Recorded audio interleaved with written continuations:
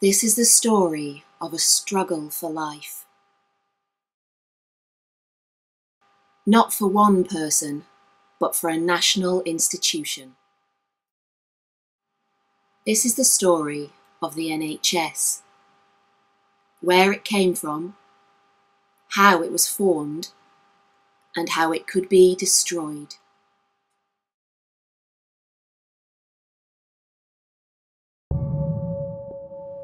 At the beginning of the 20th century, the state of our nation's health was at crisis point.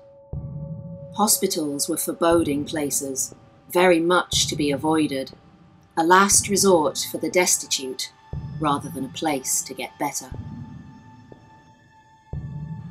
Amongst the working class, diphtheria, measles, and scarlet fever were common. Thousands died from tuberculosis every year.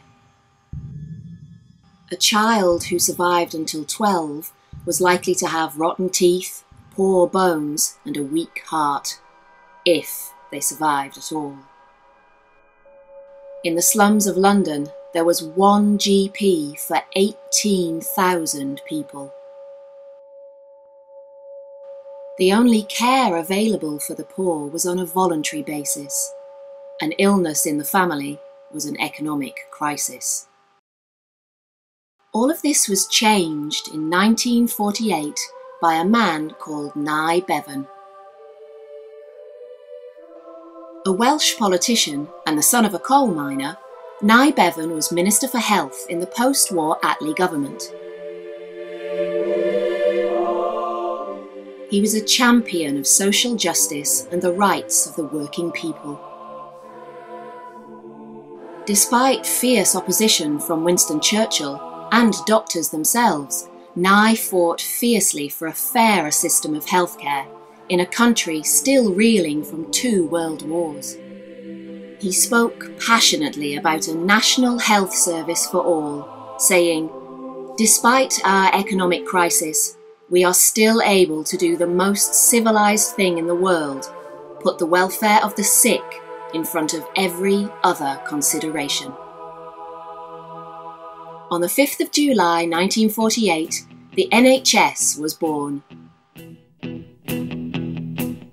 When I wake up, well, I know I'm gonna be the man who wakes up next to you. When I go out, yeah, I know I'm gonna be the man who goes along with you. If I get drunk, well, I know I'm gonna be the man who gets drunk next to you. And if I haver, yeah, I know I'm gonna be the man who's havering to you. But I will walk 500. Today, the UK's National Health Service is regarded as the best in the world. Health spending is the second lowest of the richest countries. Despite spending much more on healthcare per person, the US ranked amongst the least effective. The UK outperforms all countries in the management of chronic illness. They save more lives per pound spent than any other country, apart from Ireland. People in Britain have some of the fastest access to GPs, the best coordinated care, and suffer from the fewest medical errors. We have a health service we can be extremely proud of.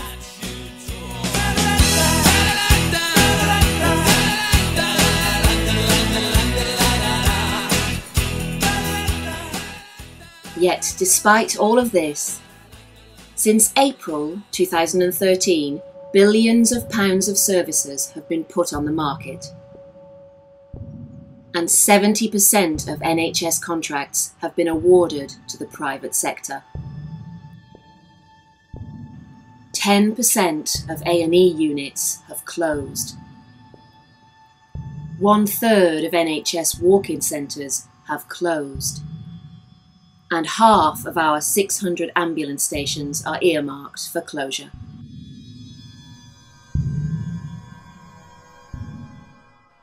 General practice is at crisis point, with stress and burnout forcing GPs to move abroad, while GP surgeries all over the UK are facing closure.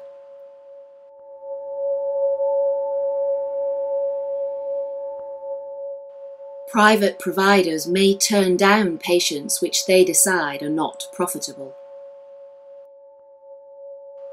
Many services are no longer required by law to be free of charge.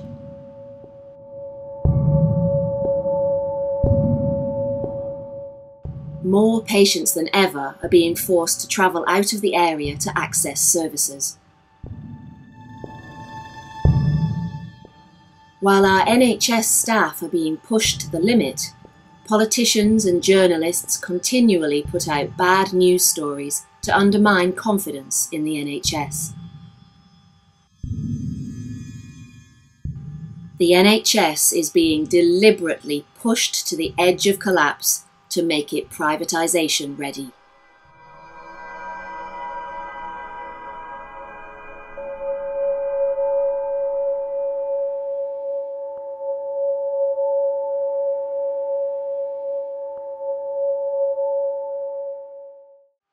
This is why a group of mums from Darlington are marching.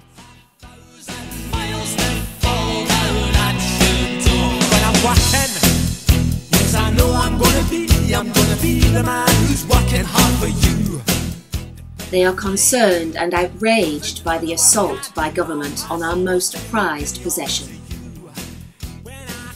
They are marching 300 miles from Jarrow in the north to Parliament in London, in the steps of the 1936 Jarrow Crusade. Thousands are joining them on the march, mums and dads, young and old, disabled and able-bodied.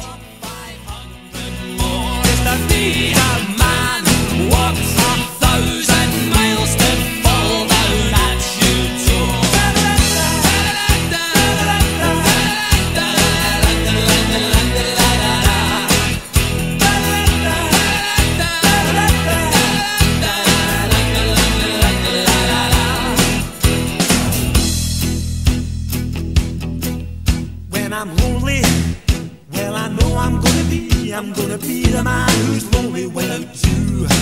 And when I'm dreaming, well I know I'm gonna dream about the time when I'm with you.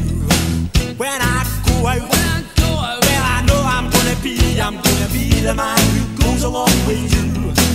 And when I come home, yes I know I'm gonna be the man who comes back home with you. I'm gonna be the man who's coming home with you.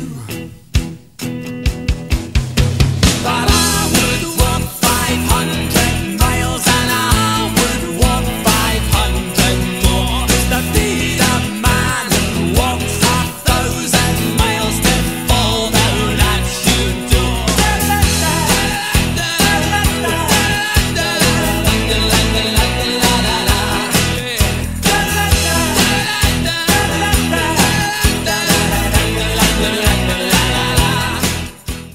The NHS will last as long as there are the folk left with the faith to fight for it.